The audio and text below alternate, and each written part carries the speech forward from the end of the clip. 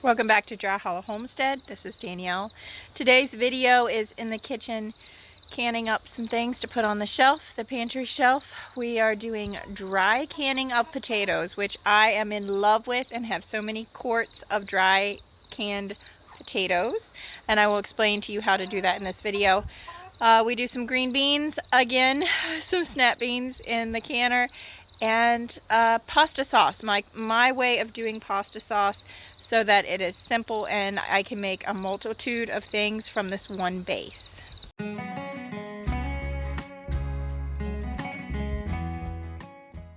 So I was just going to explain what I have going on here. Tomatoes are in abundance right now.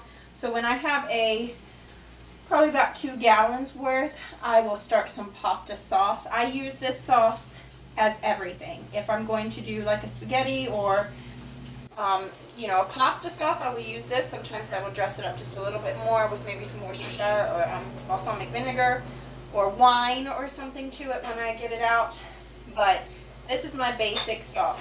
It is mostly tomatoes. Well, obviously it's tomatoes, garlic, basil, oregano, some Italian seasoning, a little olive oil, and what else? Oh, garlic. And I do that to taste. Some crushed red pepper, salt and pepper. So it's just mostly tomatoes and seasonings and herbs with just a little olive oil for texture. And then I can that up. And this is I don't do anything else to it if I'm doing pizza sauce. So this is my homemade pizza sauce. Usually pizza sauce is great in a pint size. I will do a couple batches of each, pints and quarts. So my strategy this year for getting this canned up is, as I get enough, I will start another pot of sauce. And I don't use tomato paste to thicken it up, so I let it actually condense down for several hours, sometimes overnight on low, things like that. So this is already condensed down. It is ready to get jarred up. I'm going to put them in pint jars this time, and then I'm going to water bath can for 10 minutes. I am going to add about a teaspoon of lemon juice because I have a big mixture of tomatoes. They are not all red. Some of them are yellow. I just want to be safe, and that's what I do. So that is what I have going on here. And maybe I will start my next batch of tomatoes after I have started canning these, and I can show you how I process it down. So I do not peel my tomatoes when I'm doing big batches like this from the garden. I will just core them before I put them in my pot, and then I run them through my Vitamix. And it is such a great thing to have in your kitchen when you are preserving any harvest. It is invaluable to me. So it completely demolishes the skins and the seeds. I don't take any of that stuff out. You can also use a food mill to do that, but my Vitamix is on my counter all day long, every day, and gets used multiple times. I have a link in the description box for a Vitamix like this, and I love it. I will never go back. Also, the blades are not sharp, so you can literally put your hand down in it and wash it without cutting yourself. We had a Ninja before we had our Vitamix, and that thing was a death trap. But I love our Vitamix. I highly suggest it. But if not, you can use a food mill, or you could take the time to boil the skins, and they will peel off just in a few minutes with the tomatoes in a boiling water. And then put them straight into cold water to stop the cooking, and then, that's how I get the skins off if I want to.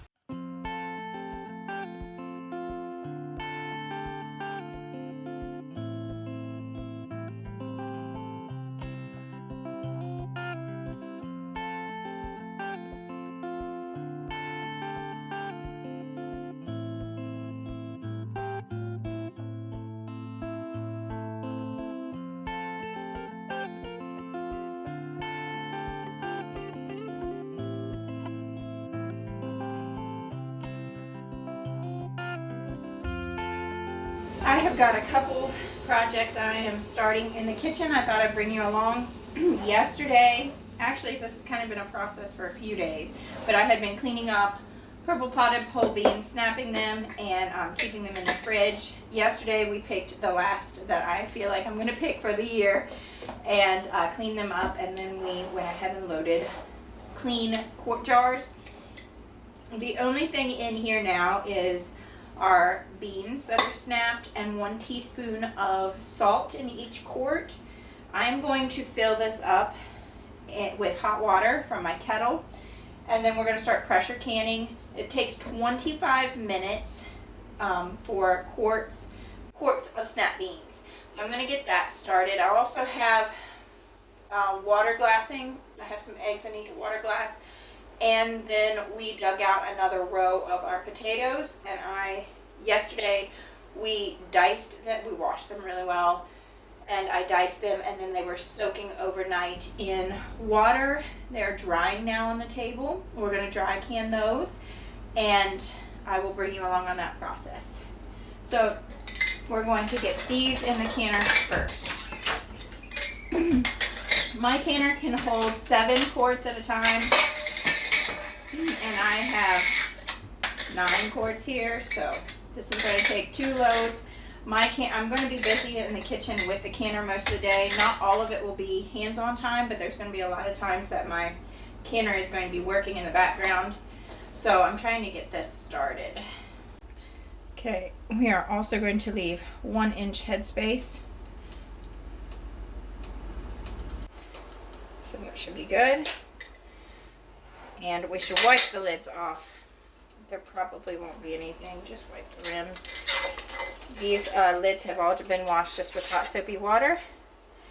And then we are going to do finger tight and load into the canner.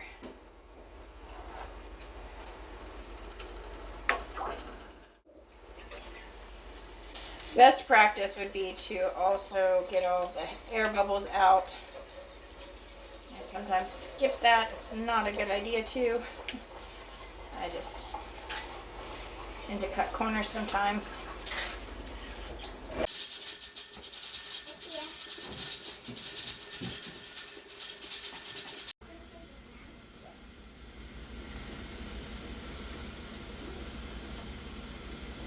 I actually cut them into 1-inch cubes. They were in water overnight, and then I laid them out to dry. Okay, so I have 7 jars, quart-sized jars, all washed up, also with hot soapy water and the lids and rings. My funnel there. This is where I'm at now. We are in the middle of schoolwork also because it is school day. So I have melted some butter. I have all my potatoes here that are drying. Now I don't have a microwave, so I melt my butter in the oven, so I kind of have to keep an eye on, make sure I don't burn myself. So I'm going to pour butter over top of my potatoes, and then I'm going to add some salt and some pepper. And then we're going to toss these. I don't really want butter all over my hands.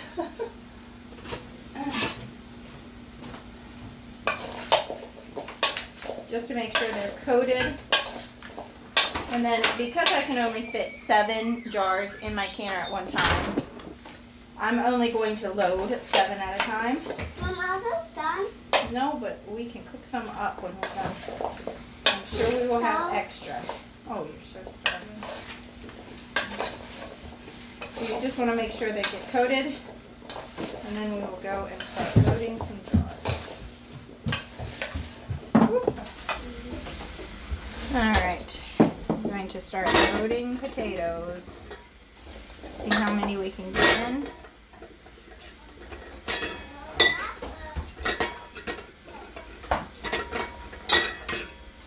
I have a lot of potatoes to work with today. I would like to get at least 2 batches of dry canning and maybe a 3rd batch of regular canned potatoes. We will see. See what we get to.